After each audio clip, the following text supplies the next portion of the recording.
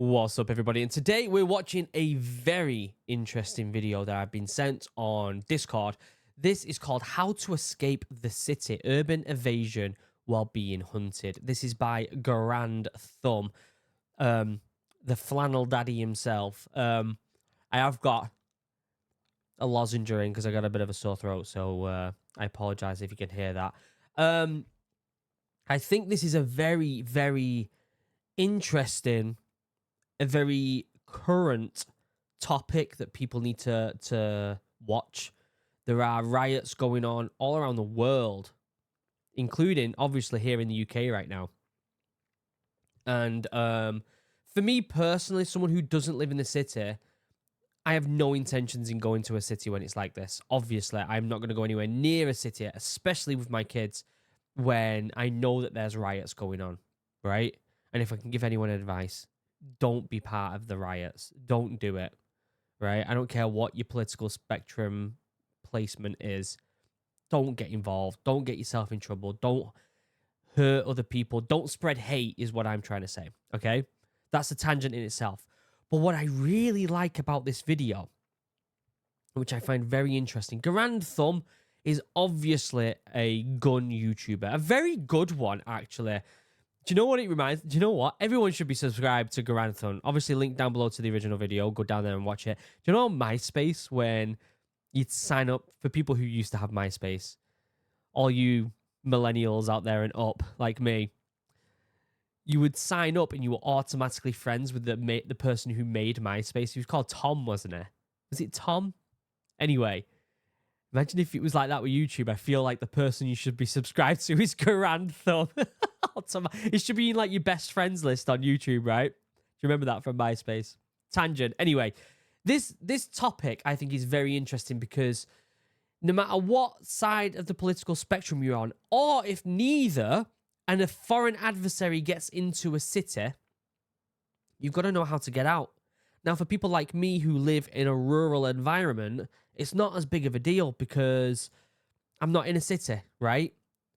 But there are people who live in cities, and if it kicks off, how do you get out? For me, who, you know, I have my green beret, obviously I kind of have an idea of what to do. But a lot of people don't. So this is, I think, a very interesting video, a very telling video, a very current video. So, you know, it's a long video. It's 33 minutes. Sit back, relax, let's enjoy it. Get yourself a drink. Let's have a good discussion. Let's talk about all the points he says. Let's have a good discussion in the comment section. I don't want any finger pointing. I know tensions are high in many different countries right now. I don't want finger pointing. I want collaboration in helping and spreading love. That's what we need, guys, okay? And having fun. Anyway, let's shut up, let's pull this up, and let's see what he's got to say about getting out of a city when it kicks off.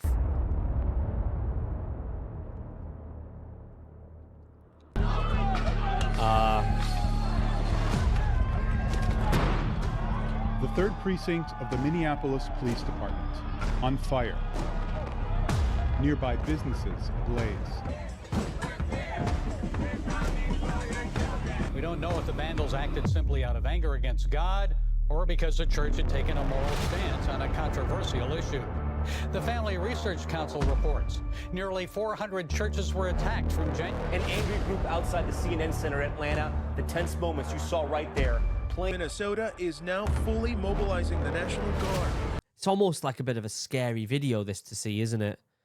It's a very scary video. And if you watch films like Civil War and stuff like that, which was a good film, I think. There was some, you know, inaccuracies in some way, but I thought it was a decent film. It does make you a bit worried, doesn't it? Protests erupting in Minneapolis last night. The powder keg of the crisis. Businesses set on fire as rage continues to boil over. Christ, this is a public street. You can't tell us where to go. Hey, Percy, you got right here. I did start this by saying, don't be one of them people that goes out and causes trouble. I also want to say that you do have a right to protest. You do have that right. Like, that's something that you have a right to do. As both a British and an American citizen in both countries, you have a right to protest. I'm trying to make sure that I make a distinction Do not be one of them people that causes trouble, though. Don't harm people. Don't destroy people's stuff. Don't be that person. You can go out and voice your opinion, because that's the way we should live in a democracy. But do not hurt people. Don't be throwing shit. Don't be burning shit. Do you know what I mean?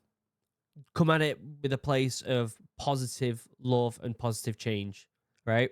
I think we'll all agree on that stuff.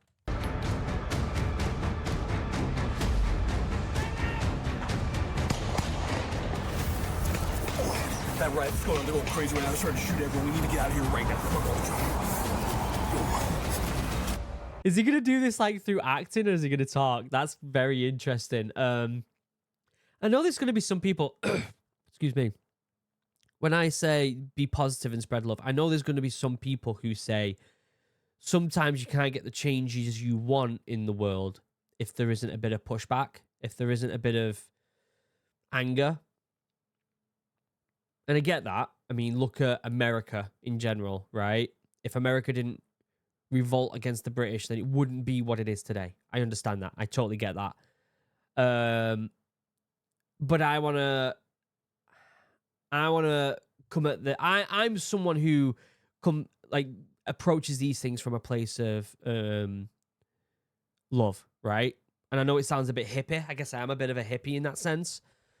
But unless I'm immediately in danger, or my family, and especially my kids, are in immediate danger, I'm not going to start hurting other people. That's just not who I am. You may be different. You may be incredibly passionate enough to do something, but I'm going to tell you right now, it's not going to get you anywhere. Do not be that person where you cause trouble. Be a positive change and be a good role model for your kids if you have them. This video is going to be about getting out of them scenarios and not putting yourself in them. Okay.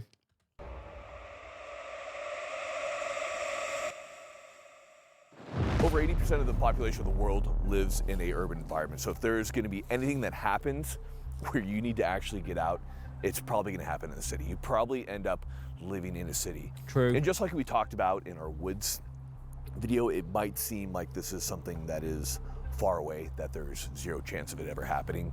And yet, time and time again, whether it be from Ukraine or from the Palestinian-Israeli conflict, we have seen that the cities are often the areas where this is occurring. He's not wrong, is he? He's not wrong. He makes valid points. It always happens in the cities. And a lot of people don't know how to get out. People panic very easily. So when we're talking about evasion when it comes to a urban setting, it could be for a variety of reasons. Anything from there's a terrorist attack in the city and you need to get out. There is a natural disaster and you need to get out. There are so many different reasons for needing to evade and get out of the city, and we're not going to specify exactly which is going to compel you to go, but we're going to talk about a lot of different scenarios, a lot of different ways to take care of this. And as always, the important thing is going to be that as far-fetched as this stuff may sound and as tinfoil hat as it may sound to talk about, information is free. He's totally right there. There is part of this where it's like, why are we even talking about this? We don't need to, we don't need to know. But the truth is, it's another bit of information that you get to put in your back pocket in case anything in 20 years' time, something kicks off, a natural disaster, right? We're seeing more and more of them around the world. What happens if there's a natural disaster? What happens if there's, some sort of pandemic, or if there's some sort of, I don't know, like shutdown of utilities, right? These are all valid reasons to kind of get to a bit of a quieter place where you can kind of just reorg, have a little bit of a think, make sure your family's all squared away, and then crack on, right? And so let's cover all them points. So in today's video, we're going to be talking about urban evasion, escaping the city. Hopefully you guys learn a thing or two. Now, the biggest sponsor of the channel is, of course, our favorite. And that would be the Sonoran Sniggering Doors Institute. What? I didn't even know he was here. How are you here? Yeah, I don't even recall how I got here. The Sonoran Desert Institute, if you're looking to get your start in gunsmithing, they're the people to go to. They support us. They'll also do this type of... All right, I'm gonna get through the ad because I want to start getting into this. All right, credentialing. Why should you listen to us? So I spent early part of my Air Force career as a survival guy, an evasion guy, And then right here with me, I have my buddy Fife, who also did the same thing. Later on, I moved over to TAC-P, and Fife ended up doing a lot of the civilian sector. You want to speak to that a little bit? Yeah, so I ended up doing a lot of civilian courses, both as Op4 and then also assisting other courses in our own urban survival course that we do with Bear Solutions. So we've analyzed a lot of different urban environments, how to stay alive in them regardless of the situations that are going on, and yeah, it's been a good time. And then in addition to that, I've taken a lot of civilian evasion courses within cities, spent a lot of time working with other people throughout the world on. I know this is complete tangent. I really like that shirt he's got on. If anyone wants to let me know where he got it from, I really like that shirt. Their tactics and how they kind of work on evasion out of cities. Again, this isn't stuff that's like wazoo. This isn't going to be anything that's like amazing knowledge. Stuff like this has been around for a long time. So don't think like the things that we're saying are in any way super novel or amazing and you're like, I would have never thought of that. It's just a lot of common stuff that makes sense and that when you put it together makes for a pretty good plan to get out of the city. So as always, keep it simple, stupid, right? You don't have to do anything fancy. You're just trying to get out of there. And at the same time, sometimes, especially if you've got kids, keeping it simple is the most important thing. When we're talking about evasion, we're talking about an initial contact with somebody we don't want or with something that we don't want, whether that be a natural disaster. I know you've done a lot of that work, or whether it be somebody bad, a terrorist attack, you're being invaded by a foreign country. That happened in Ukraine. This stuff isn't nearly as crazy as you'd think, and suddenly you find yourself needing to get out of the city. This is something you should be planning ahead of time. You should have met with your family. You should know, if I have to leave, we're not able to make contact with each other, if our house is destroyed, where do I go? Do I meet out in a forest somewhere, or where am I going to be going? This is going to help you understand which direction you need to travel. But when we're talking about breaking initial contact, so I go out, you know, these guys with guns hop out and they're ready to kill me, I need to get away from them. So it's going to be very similar to what we talk about when we talk about rural evasion, or that evasion in the mountains like we were talking about in the last. Yeah. I guess it cut real quick there, didn't it? So when you're trying to break contact with them, it can be anywhere from as fast as, or as far as about 10 meters to a mile. That's one of the issues that you see in urban environments, is there's a lot of straight lines throughout a lot of the cities, especially in the US where we use a grid pattern. Yeah, that can be very dangerous when it comes to trying to get out, especially if someone's shooting or if there's some sort of bad attack. Like, trying to get out of line of sight in a city is very, very difficult, especially in America. With that being said, I think that there are ways that you can do it by utilizing objects. That's what I would do, obviously.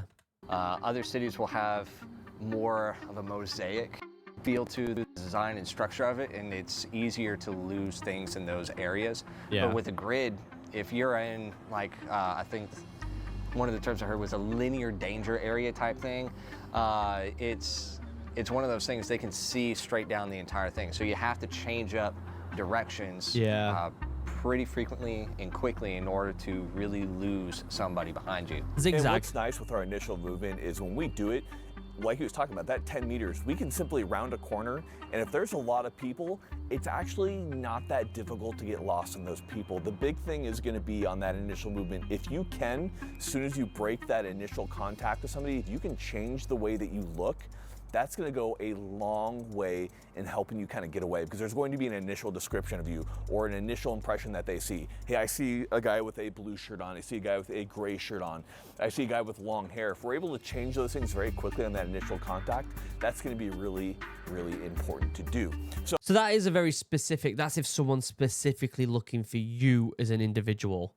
And if that's the case, then yes, you need to get changed and stuff. But I think the majority of people who are watching this video are more inclined of, I just want to get out of the area, right? So I'll do a quick demonstration of what an initial breaking contact could look like for a small movement. So if I'm breaking contact, I've seen them on the street, I've turned one corner, I'm gonna go ahead, I'm gonna turn another corner, I'm gonna change how I'm looking.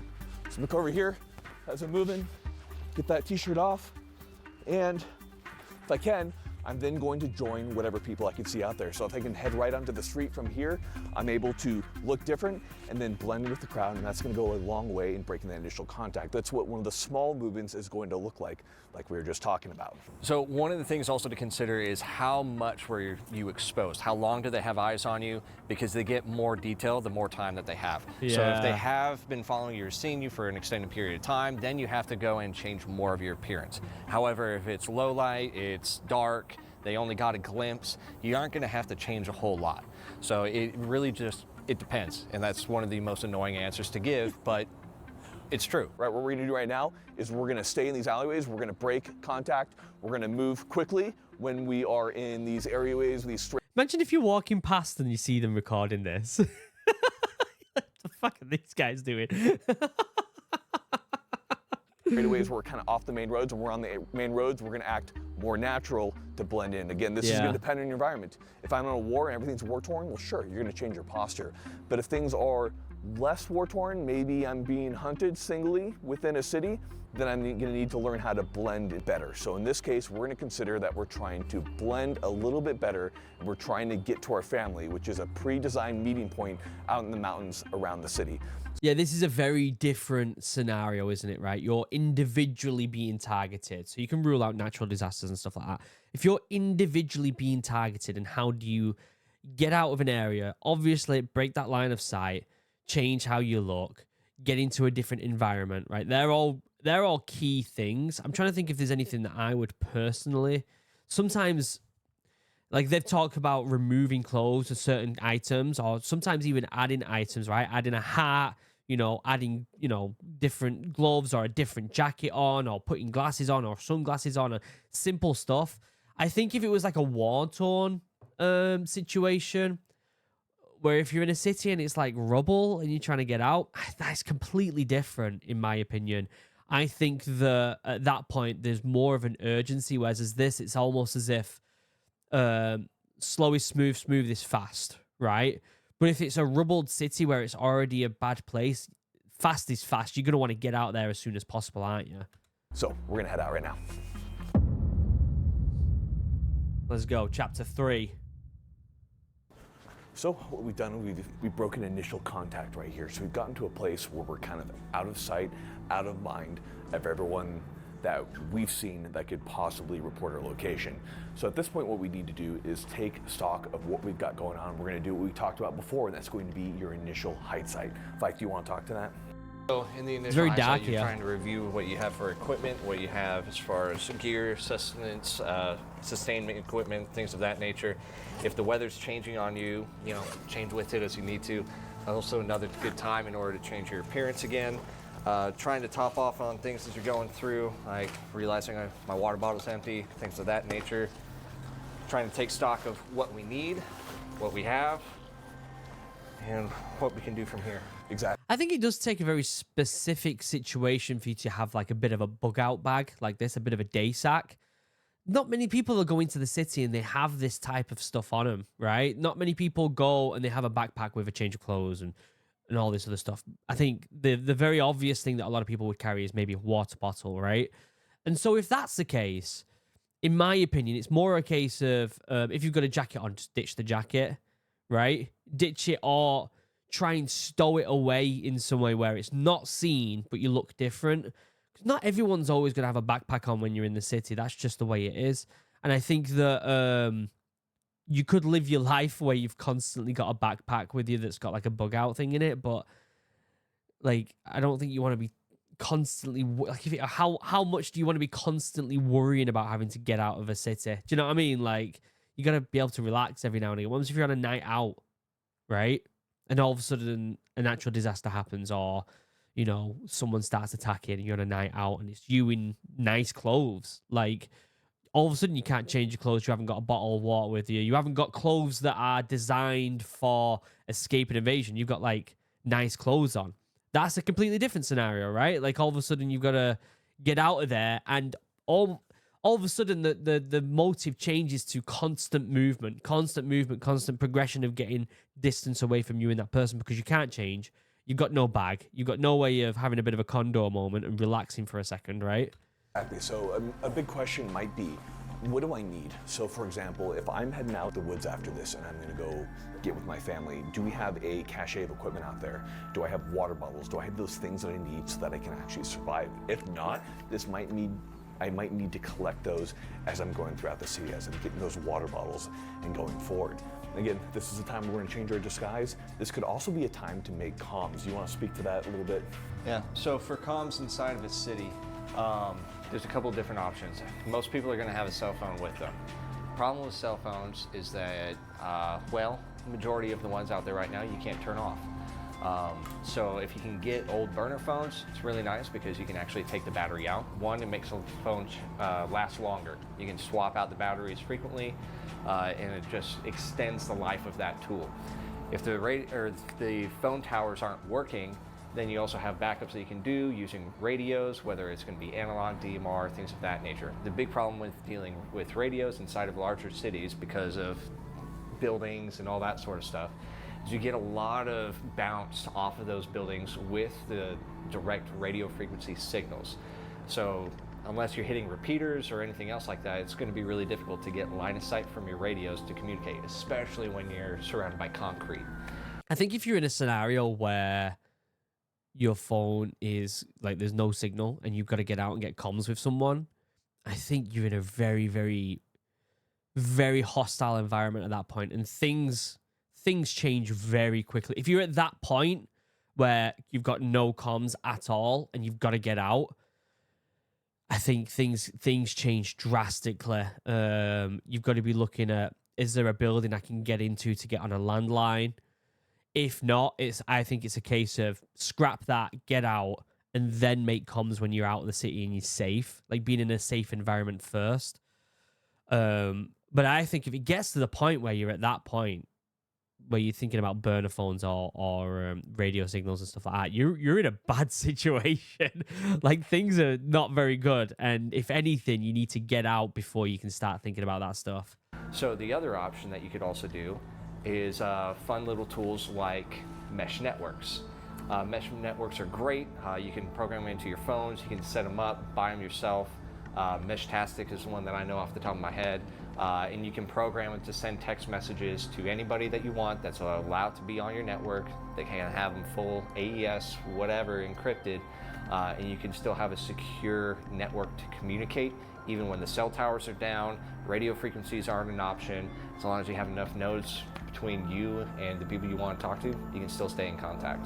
That's a really cool idea. But again, you really, like, how much of this are you turning into a bit of a prepper if you do this stuff? Right? You're making your own mesh network and stuff like that. I mean, I guess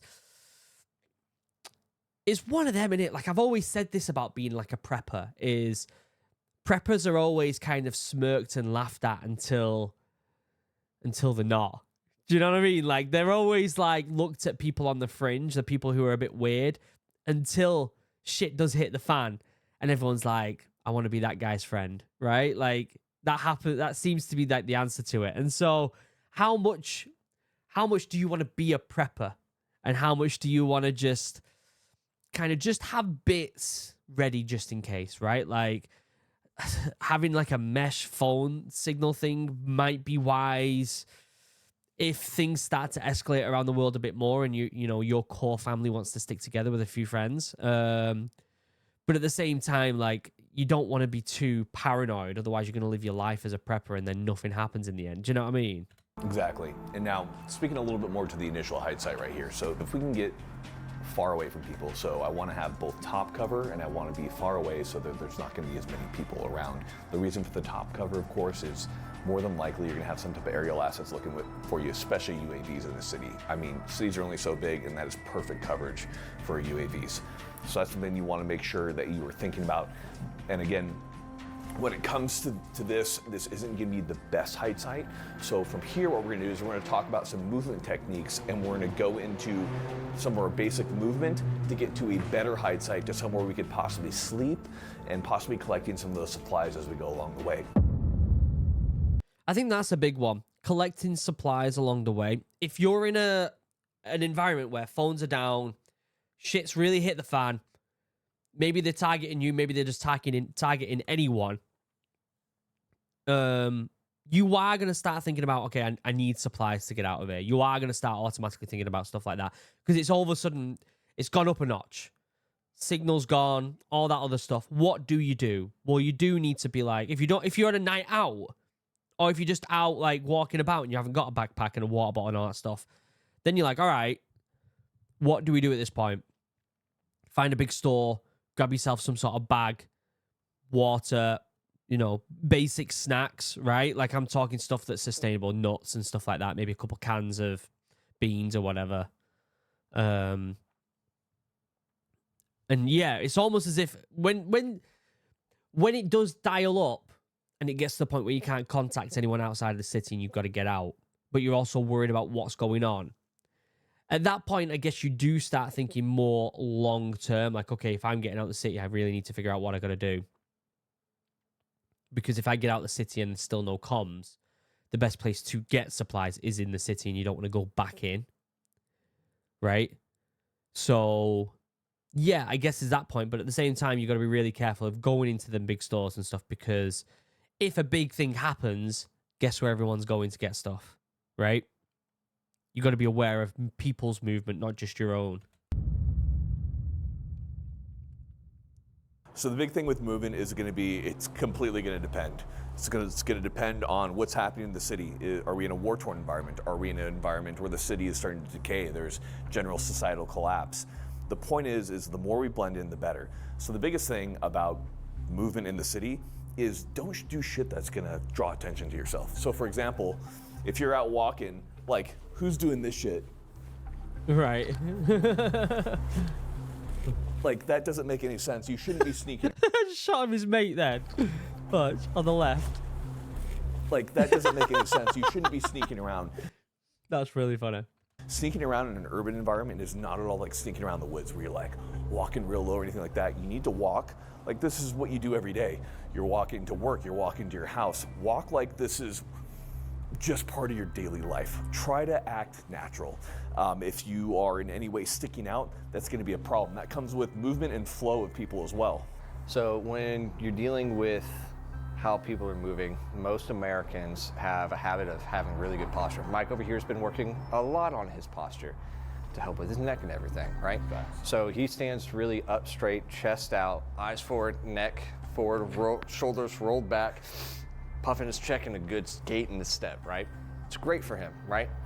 But most places he's gonna stick out like a sore thumb. So sometimes you have to roll your shoulders up, slouch a little, just walking around with your head slightly tilted down, looking just a couple feet in front of you as you're going through with glancing up, and that really doesn't draw a lot of attention. Eye contact is what really pulls people in. So one of the other things is the flow, like you were talking about before. The flow of people is like water. You don't want to be the salmon trying to swim upstream because then the bear's going to get you, right? So you need to go with the flow, and if it's in the right direction, cool. If not, oh well, just use it to cross over to the other side. Yeah. Take another avenue, pick another route, and keep moving. He's got a good point there. Like, sticking out is very easy for a lot of people, right? If there are something where it's kicking off and you're trying to avoid a lot of people, obviously the city is like the worst place for it, but you have got to have a mix of both being like you're one of everyone else while also having your own agenda of getting the hell out of there away from everyone else at the same time. And so creating that balance where you're not seeing too much, but you have your own way of disappearing is so important. When I've done evasion exercises at the civilian side with various people, I've done things like putting on a high-vis construction vest and just walking with construction workers towards a construction site. So that's getting me through a lot of different areas. I look like I'm just part of the construction crew, breaking off when I need to. The point is, adapt yourself to whatever's happening. People have stripped down to less clothes, so they look like they're working out or out on a run. It doesn't matter, but the time of day definitely does, and the time of day is going to be completely dependent on what city you're in, where you're at, and when people typically move. If there's like a curfew because there's military blockades going on, then you're taking a big risk by moving after that curfew. Yeah. All things that you're gonna have to think about when you're moving. Generally, we say move at night. That's generally best. It's harder to recognize you, and it's just gonna be more difficult. Think about going out with your friend. So like if I don't know whether how I mean, it's definitely better moving at night than it is in the day. But in a city as well, you got to remember there is a lot of lights and a lot of cameras. And so all of a sudden, if you're going at night and you're on your own, whereas you're in the city and there's large crowds, you've also got to weigh up them differences. Is it worth getting something done in the day when there's a large crowd and you can make that movement a bit more incognito? Or is it worth waiting till nighttime, even though the lights might be high? It's easier to spot you because there's less people on the streets, right? You got to weigh them options up. I'm going out with Charles right here, and we're going to go see some movies. You can look at Charles. Let's look at Charles right there. Now, Charles is pretty recognizable. I know his gait. I know how he steps. But if he's still far away and, like, we're waiting for all our friends to come, we're kind of like, is that Charles? Is that Charles? Do you think that's Charles? Like, oh, that's Charles. Yo, what's up, Charles? So the point is when somebody's far, it's kind of hard to recognize who they are. You're not going to be crazy about avoiding people, but if we can keep a little bit of distance to make it a little bit harder to identify, that's going to go a long way. So right here, we'll just do a couple of basic movements to show you what it should look like. This is pretty simple when it comes to moving within your urban environments. And again, try not to be on those main streets when you're moving. Cut through when you can, so long as it's not completely unnatural. And again, I think we've got to preface this by saying he's talking about a very specific thing here, right? I think personally there's more of a chance of like a natural disaster and trying to escape, and that looks different at that point. I think you could take the information more of cell phones not working and finding supplies more important than stuff like this, because you're not going to be worried about people seeing you. You're going to be worried about getting the hell out of there, right? This is a very specific thing, whereas if there was like a war that kicked off or something like that, it's even more specific because it's like they're trying to target you specifically. But really and truthfully, you shouldn't be putting yourself in an environment where you should be targeted individually anyway, right? Like, they always say in the Royal Marines, be the grey man, right? Be the grey man. There's no reason for you to be like pinpointed out of everyone else. And the way you do that is by not doing anything silly. Don't do anything extreme. Don't do anything that's going to put you out of everyone else. Don't do anything that's going to make you stick out, right? And so this very specific scenario of trying to escape a city when you're the one being targeted, I think is something that's probably the least likeliest in this whole situation, right?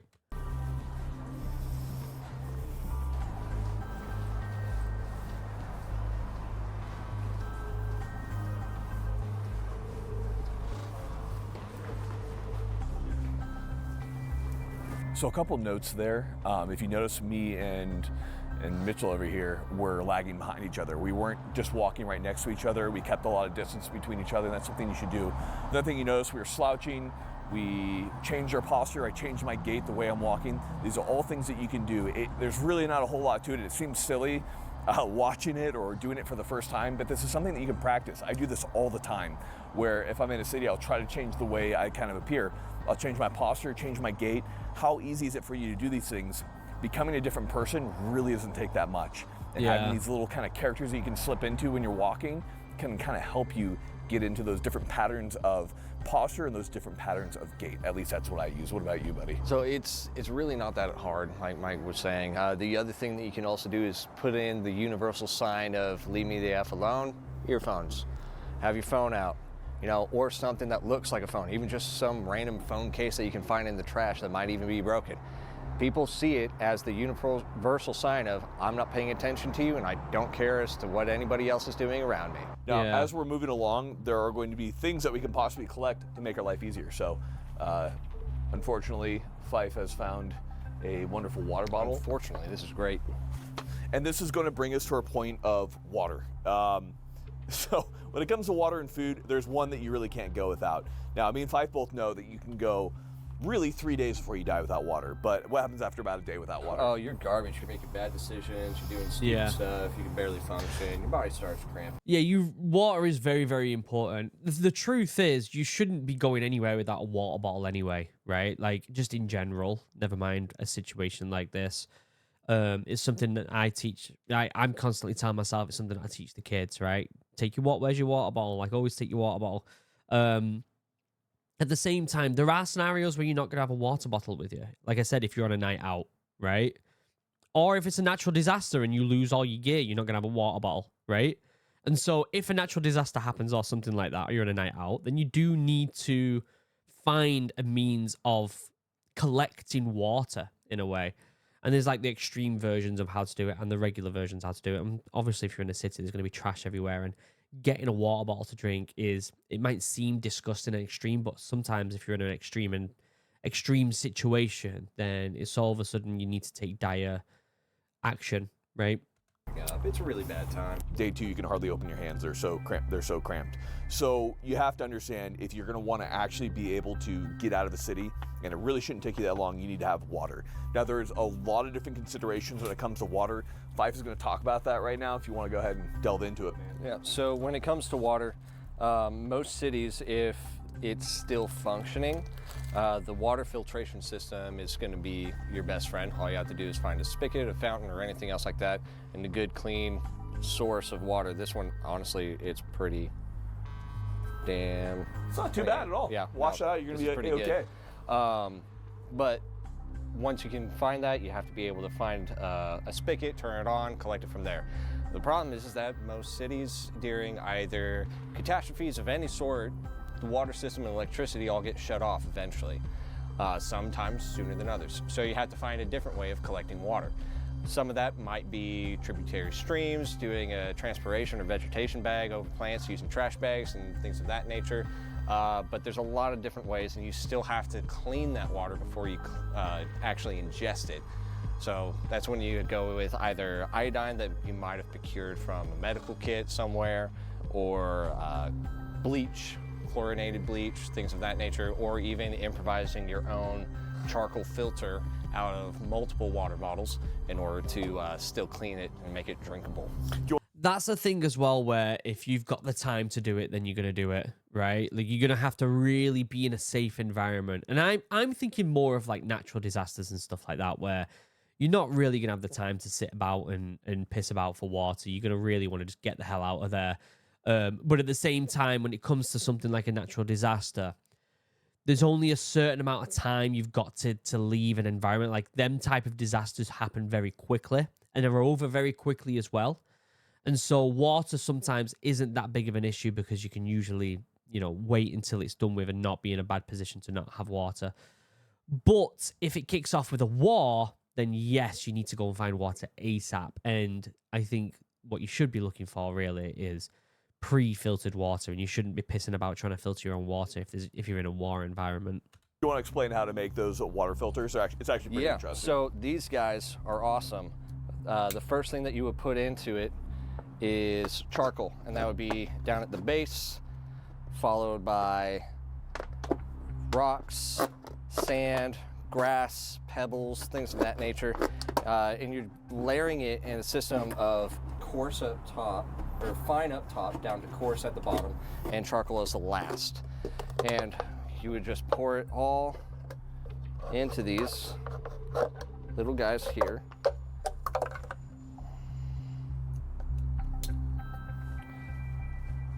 Through the top. So the bottom here would have charcoal right about here. And you have your pebbles, smaller pebbles, sand, and you put mesh cloths or square pieces of a t-shirt on either end, and you just start pouring your water in through the top. Dirty water goes in the top, clean water comes out the bottom. Yeah. Pretty simple. It does run slow, and that's the only thing that kind of sucks about it. But in these really... This should be like your last resort. Like, your last resort for finding water is doing something like this. War-torn environments, or environments where natural disasters have struck the water system, that's going to be something that you might have to do. One other consideration is going to be chemicals. So, especially from runoff from streets into rivers like that are right by cities, or even in like water sources that you could possibly collect, it's good to do a sniff test. So if it smells like gasoline, it smells like oil, it smells like something that's non-palatable, you're not going to want to drink that. No matter how much filtration you do, it's going to be very difficult to get those chemicals out. And that is a good point he makes.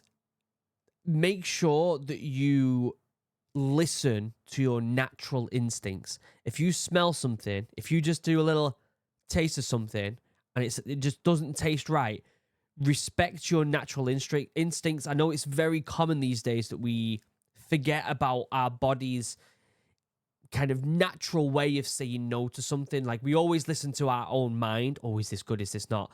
But sometimes if you just taste it a little, if you smell it, if it smells a little bit off, if it looks a bit weird, and we use our other senses to determine something, don't discredit that. If you smell it and it smells a little weird, or if you just, even if it smells weird and you're like, let me just quickly like put a bit on my lip and taste it, and you're like, oh, that doesn't taste 100% that, don't do it. Don't do it. Find a filter, find something else. Probably don't have the time to do it.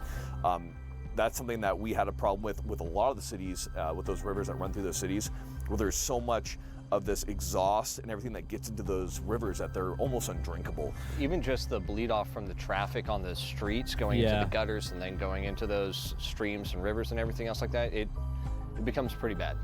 The other problem is going to be even trees. So there can be like pools of water, and if you get a bunch of leaves in there, it'll actually leach a lot of the chemicals and a lot of the stuff out of the leaves, and that will cause like horrific diarrhea. Ask me how I know. It could possibly kill you. We've both been through that. It's horrible.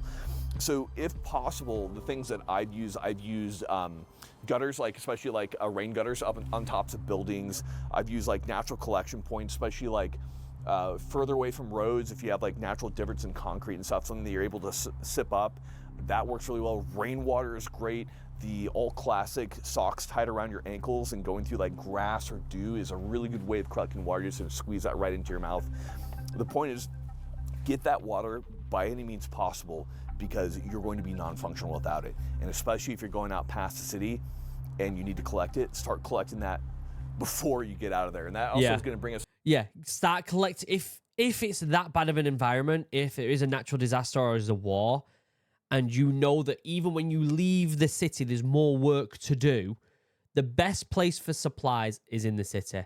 And so although you should be making a fucking beeline out of that place, you should be looking at the places around you and be like, is there something there I can grab real quick? And we're talking like society has collapsed. It is survival.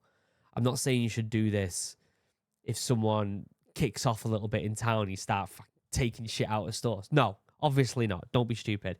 This is like last case scenario. The world has gone apocalyptic. So another point, if you're going somewhere where you're actually going to get back to civilization, you're simply escaping a force, it's important to have, if you drink some really weird water, keep a little bit of it with you. That way when you get to that medical facility, you can be like, this is what I drink. Am I going to die? Yeah. And the answer might be yes, but at least they can give you something to make it comfortable. You know, worst case scenario. But that's just one of the things that you might run into, drinking shit that you don't want to, but you have to. Now here in Grantham, we always harp physical fitness, but guess what? Now we're sponsored by First Fit. And that means that we're more fit than ever, but go and check them out. We love them. And the big thing, vagrants, hoes. We can get through that ad a little bit. Somewhere to sleep for the night. Things get a little crazy right now during the night. We're right along this park right here, and it's pretty quiet. So we're gonna go ahead and hop over there and just... So they're they're going really to the extremes, which I think is an important thing to do, is talking about kind of like the polar opposites of like the most extreme. Like, you are really in a bad situation. The world's gone to crap. I don't know whether it's a zombie apocalypse or whether it's some sort of natural disaster or war has kicked off or whatever it is. You got to get water and you got to find a safe place to sleep. We are going to the extremes here, but I think it's important to know this stuff. Just kind of nestle down into a little bush and go to sleep.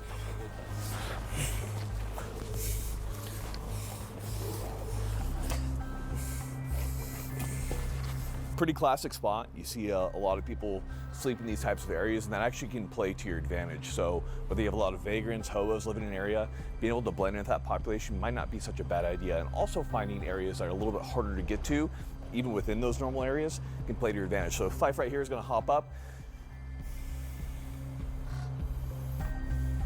It's very flexible. Come on, buddy. Nearly touched his butt then.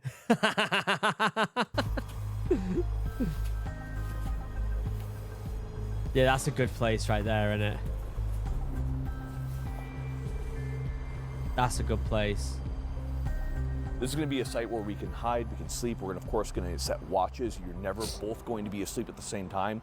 If we can collect our things and figure out what the next step is going to be. Now, another great thing about having a bit of a sentry is important, especially if there's more than one of you. These areas that are kind of secluded, people do a lot of weird shit out here. So whether it be kids getting down or what have you, sometimes it's possible to find clothing out here. So this is something that I've done. I found, t-shirts covered in vomit or different things I can change my appearance. That's all going to be something that I can do that can play to my advantage in changing my appearance. This is also going to be a good area where I'm going to be able to sleep, and it's going to help me out.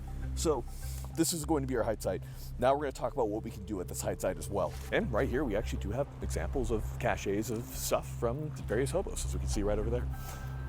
So from clothes to bedding to what have you.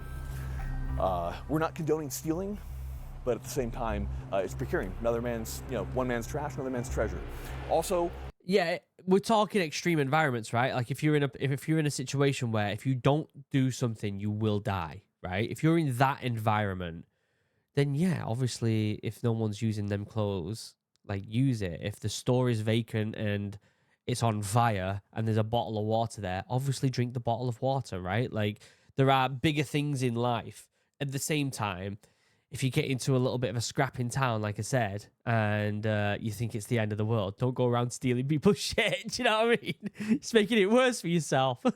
If you've been in one of them riots and you're one of them idiots that's kicking off, right? And you think it's then okay to go and steal some water because you think it's an apocalyptic event, then you're even more of an idiot. if you've done something like that where you're procuring things, don't ever go back to where you procured that stuff from. Don't go back to the scene of the crime in Arma 3 in Minecraft. Okay, was you talking?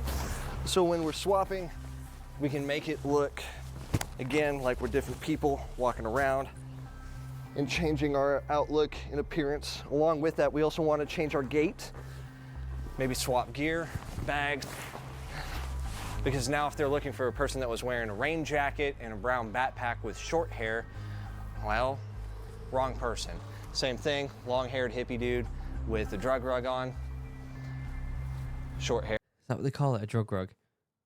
I've literally got mine right there. I have one of them jumpers. They're really comfy. Different pants, different bag, right? Another great thing is going to be I have procured over my time traveling different things as well. So I have a different t-shirt that I have on my bag. I also have a different hat that I can wear. So depending on where I am, have that hat turned forward, turned backwards, depending on whatever the style is. This is also going to help conceal my face, especially from cameras. You have to realize that within the city, you're always going to be observed. Yeah, cameras are everywhere. Every single one of those buildings that we walked by today had security cameras on every corner, every flat face of it. There's no way of getting around inside of a big city. And with AI recognition technology, it's very difficult to get around it. This is the nice thing about if there are certain riots with certain people who wear masks all the time. That's really nice because it makes it very difficult for AI recognition to be able to pinpoint that. So if that's something that I can use to my advantage, everyone's already wearing face masks and running around. Grab one. Don't steal, don't assault people. Yeah, be like, hey, I'm on your side. Can I have an extra mask? I don't want to be caught. So these are things to use to your advantage. But you have to understand the longer you're in the city, especially if you're being hunted, you're probably going to eventually be identified by AI technology no matter. It's scary AI technology, isn't it? It is very, very scary. And it's almost as if we don't really know how to get around that stuff just yet. Obviously, masks and stuff. But again, like, that's a scenario where you're specifically being targeted, and I don't think you should be in an environment where you should be specifically targeted anyway. Does that make sense? No matter what you do. With this urban environment, if I'm trying to do evasion or trying to move through it without being noticed, my biggest goal is to get out of it. I don't want to be here. This is the most difficult and dangerous place to be during conflicts. You need to leave as fast as possible and as efficiently as possible, but also with enough gear and equipment that you'll be able to sustain yourself once you actually leave all these resources that the urban environment does provide. I don't know whether these two are fathers. Someone will let me know in the comments, but it would be very interesting if they did this video again, but with your family. Because obviously, like, my wife and my kids don't have any military experience. They don't know anything about survival and stuff like that, right? I do. I've got a Green Beret. Like, I got taught this stuff. And so what would that look like as someone who is not only trying to escape the city, but make it safe for their kids and family to also get out with you? That is very different, especially with young kids as well. It's very different. Like, I know my oldest 5-year-old Silas, like he would be very anxious and very, like, not whiny, but he would voice his opinion quite a lot. And so you've got to be able to control that situation and be like, quiet, slow down, we've got to get out of here, we don't want to be seen. That is so much different than you and your mate being like, let's change shirts, we'll look different. Do you know what I mean? In today's example, everything went to shit when me and Fife were out just having a day in the town, and we need to get back to our families. Now, night has fallen. We've sat in our hide site. We've each taken about a little cat nap of about an hour to kind of replenish ourselves. We've gotten some water. We're feeling pretty good. But what we're gonna do at this point is procure a little bit of food and then continue on our journey out of here. So we're gonna go ahead and break out from our hide site. If we wanna make sure that we're not leaving any evidence that we were there, trying to naturalize it. So if you have any types of footsteps, any big body imprints, this is something where you can take some type of branch, you can scoop it over, try to naturalize it a little bit and make it look like you weren't there as obviously, especially if you're being hunted or tracked by certain entities. Food. This is a big one. Obviously, last resort is food. Water is important. Heat is important. Food is important, but you can last a long time without food as well.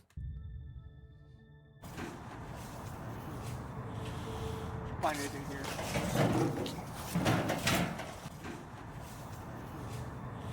If the city is still running, if things are still going, you're typically gonna be able to find things in the trash. No shit, we actually did just find this. It wasn't staged. That's awesome. That's a ton of nutrients and food right there. And it's gonna survive. It's gonna sustain us for a very long time. But as things begin to collapse, you're definitely gonna run into more problems when it comes to food. I wouldn't eat that unless it was really a survival situation, to be honest with you. Perishable food is gonna begin to rot, so they're gonna begin to throw it out. So things that we need to think about are gonna be like meat. So a lot of people look at a steak as it starts to go bad after it's been thrown out and been like, oh, it's so good. However, you can cut away, especially on an intact steak, that rancid meat, and you're typically gonna have good meat in the center. Now, if we're able to cook it, whether that be sun dry it, that's all well and good, but I think you should be prioritizing longevity food. Canned stuff, I think, is important. Dried stuff is important. Nuts, crisp, chips, if you're in America. Stuff like that. Stuff that is able to be kept for a long time. Obviously, if you find a steak, that's cool, but I just don't think you're going to be able to find something like that. whether that be citric acid, if you have some type of heat source, that's better. Sometimes you gotta do what you gotta do though. Survival's not great. Insects are a great one. With insects, as long as it's smaller than your thumb, you can typically pull off the head and the legs so they don't get caught in your throat and just eat those suckers whole. It's not gonna be fun. You might catch parasites, but a very low chance as it's smaller than the thumb. The other thing is to make sure that it's an actual true insect. That means it has 3 segmented parts, 6 legs. So head, abdomen, thorax, and 6 legs. Make sure it's an actual insect. Otherwise, you might be in something that could have some toxins inside of it that can hurt you. Yeah, don't eat like a spider. You don't want to die. It's a bad time. Evading in a city is way less, I would say, exciting than like evading in the mountains in terms of like visuals, what you're seeing on camera. But it feels a lot more tense because there's a lot more contact with humans. That means there's a lot more chance for danger. The final things I want to caution you about is going to be weather. So being that you're constantly in shelter, you're probably going between buildings, there's a lot of overhead cover for you.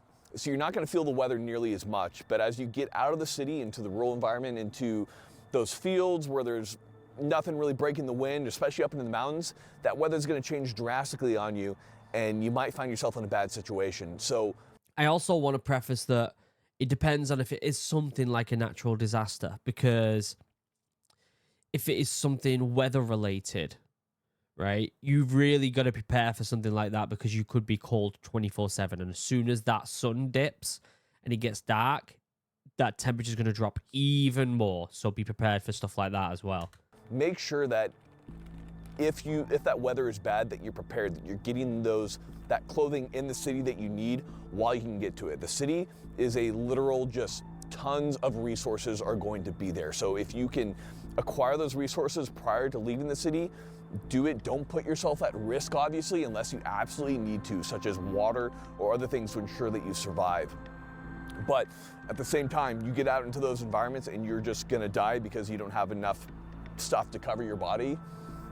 That's still gonna be a bad time. This is all gonna be situation dependent. Nothing that we teach here is a always situation. Make sure that you adapt it to wherever you are. For instance, like if there was a flood, we find this in the trash can or anything else like that. We don't know how long it's been sitting in there, or if it's got water in it, if it got moldy or anything else like that. I probably would just pass it by. In those situations, we're looking for more using natural plants that are foliage in the area and stuff like that. We've gone 2 weeks without eating. Yeah, food shouldn't be a necessity, it's a nicety. Water, movement, gear for later on. Yeah, you can survive a while without food. My priority, like if it kicked off and there was a natural disaster or a war or something like that and I was in a city and I had no supplies on me, it would be finding water is number one. Like that is your priority on the way out. I think if you've got no clothes and it's a natural disaster, finding some sort of warm clothing is important as well. But I also think, again, saying the situation would be different. If it was a natural disaster, you'd want to kind of get in a building and go up, right? That's like, especially if it was like, you know, some sort of flood or something like that. If it was a tornado, it's a bit different. But if it's like some sort of flood or something like that, you would want to be in a building and go up levels, right? So I guess it is very situational. But if it's something where you have to get out of the city, you do really need to start thinking about clothing for the nighttime, because you're going to struggle if you're cold, especially if you can't have a fire. And Fife does bring up a really good point, which is a lot of the vegetation that's planted within cities is not dangerous. They're not planting dangerous plants, and a lot of that stuff is actually edible. So I think this is probably going to be one of our most important videos, because probably the majority of you are going to be living in the city and dealing with this at some point, whether it be riots, whether it be natural disasters. This is stuff that you should study, that you should focus on. Now, we've been doing this from like a zero sum, as in we started our evasion with very little on us, maybe an extra jacket, maybe a bottle of water. But if you have a little bit of preparation, you have a go bag in your car, you have more stuff on you when you're traveling, more medical kit, small iodine tablets. This stuff can all pay dividends in the end. Again, how much do you want to be a prepper, right? I think it's fine having a bit of extra gear in your car, but you're not always going to be with your car when you're in the city as well. So at that point, your first priority is getting to your car. And then it's, can you use the car to get out, or do I have to get my bag and get out the car and disappear, right? And so that's also situational at the same time. Like having stuff in your car, like a second set of clothes and stuff, I think it's almost as if that's not even prepping. That's just a bit of a safety thing to have, right? But carrying a bag around with you 24/7 that's got like iodine tablets in it and an extra set of clothes and survival gear is a bit, I don't know, it can be a bit much sometimes, right? The other thing is going to be know your city. Know the layout. Know which direction is north. Know which direction is south. Know which type of plants are growing in there. Know where you could possibly procure food. All these things, knowing these beforehand, could possibly save your life later on down the road. And as crazy as this all sounds, like we've said before, you never want to be in a situation where you get to a point where you need to use this and you've done no preparation. You've never practiced it, you've never tried it, and you don't know it. There is probably nothing more heartbreaking, not even for you, but if you're not able to take care of your family in these types of situations. Yeah. Don't let it go to that point. Make sure that you're prepared. This information is for you guys, so study up. He's got a good point there. How much, again, is it? What's that balance of being a crazy prepper? Or preppers are crazy until they're not, right? What's that balance of enjoying your life and not be constantly worrying, but also being prepared in case something happens? And it's only you that can find that balance, right? For me personally, I have certain books on survival, right? Like books that are like how to start a fire, what food is edible, what, you know, things for my environment, because I'm a bit more rural, right? I have a box with all my kind of camping gear, but I have like 2 sets of camping gear. I have family camping gear, which is like a big tent, cooking gear and all that lot. And then I have my personal camping gear, which is like a 1 to 2 man tent, a small burner, my day sack type of things. And so in there, I've got a compass, I've got a few maps for the local areas and stuff like that. That's out of having a hobby of going hiking and wanting to go camping, but you could use that as a side of prepping, right? I don't have any rations. I don't have like food that'll last weeks. You know, I've got oats downstairs. But how much do you want to go into that? Are you going to go full making a bunker with a week of supplies down there? Or are you just going to wing it and be like, if it happens, it happens, then I'll deal with it at the time? That's only a decision you can make. Let me know what you think in the comment section down below. Very informational video. I really, really enjoyed it. I think with the amount of tensions around the world right now, it's really important that you are aware of how to look after yourself and your family. And I think the main thing to say is don't let yourself be in that environment in the first place. Don't let yourself be around people that are going to cause trouble in cities where you can be targeted as a byproduct. Don't let yourself go into populated areas if you know that there are flood warnings, tornado warnings, or if there is a risk of some sort of war imminent. Stay safe, stay with your family, and start thinking about what you need to do from a safe environment. Does that make sense? Let me know what you think in the comment section down below. Original video will be linked in the description, as always. And until next time, I love you all. Have a wonderful day. Goodbye.